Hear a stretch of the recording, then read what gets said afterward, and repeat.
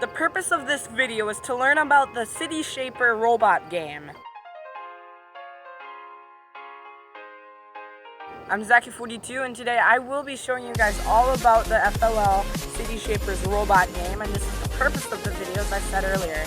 So today we will be learning about the robot game. Now what is the robot game?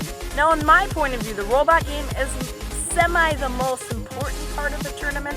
That's where you advance and move on, but the innovation project and core values are still important.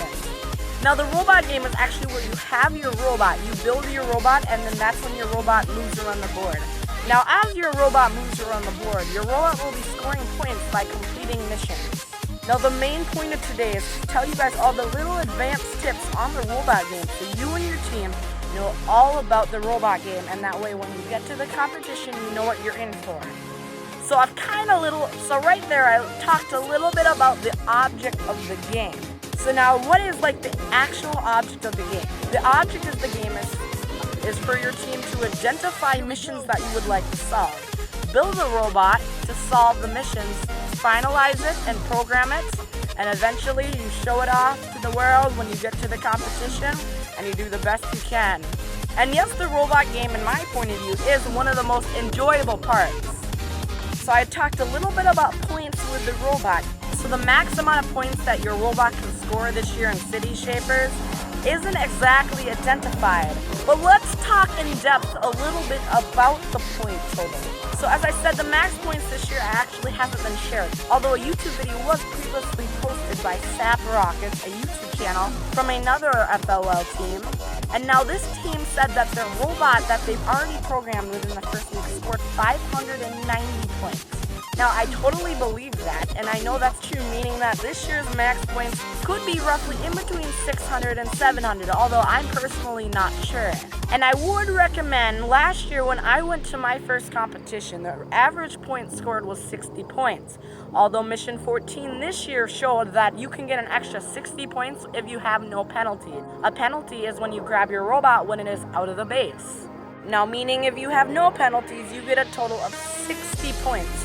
Adding to the normal 60 point total last year, my rough estimate for the points you score to move on for being above average would be roughly 120 points. Now, I am not sure. Maybe some teams will score 30, maybe some teams will score 500.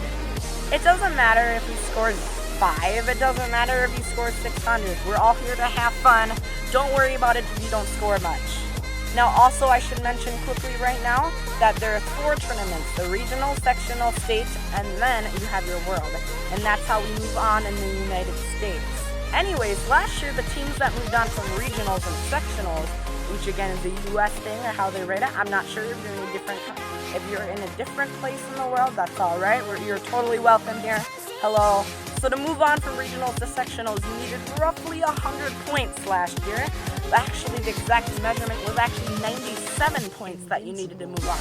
Now, First Lego League never actually said how many points you needed to move on. So this year's City Shaper season, I'm guessing that it would be roughly 150.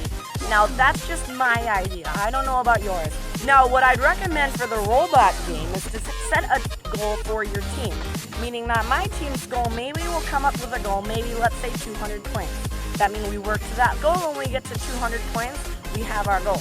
Your guys' might be smaller, it might be bigger. I do not recommend setting a goal like 700 right away.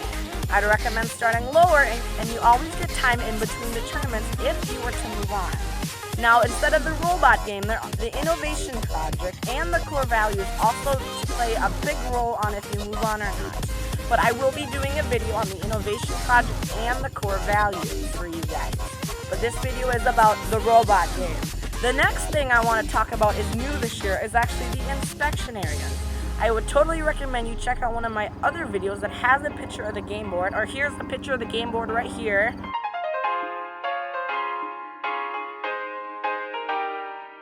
As you see from that short little video that I created earlier on from my team's mat, the mat itself is exceptionally smaller than the table itself, meaning that it makes the table look bigger.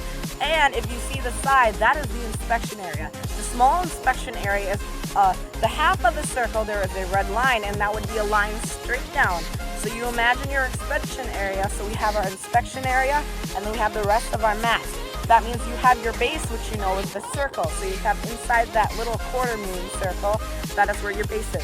From the left side of the quarter moon circle, or the bottom side when you're at the south, or to the left side when you're at the south, if you draw a line straight down from that line, that is on the smallest side is the small inspection area. The other side is the large inspection area. The large inspection area is where you will house your bricks, and you will keep all your other attachments and materials that you use from your robot. As the new FLL City Shapers rules state, you may have a tray when you bring up to the table. So build your robot and set all the attachments on a tray. You bring your tray, or it also says box. You bring your tray or box up to the table, and you can set it down in your inspection area, or you have a teammate hold it. The referee will also give you guys a place where you can set it. And now this might be up to the referee or the tournament and competition that you are at. But basically this is all the same for everybody.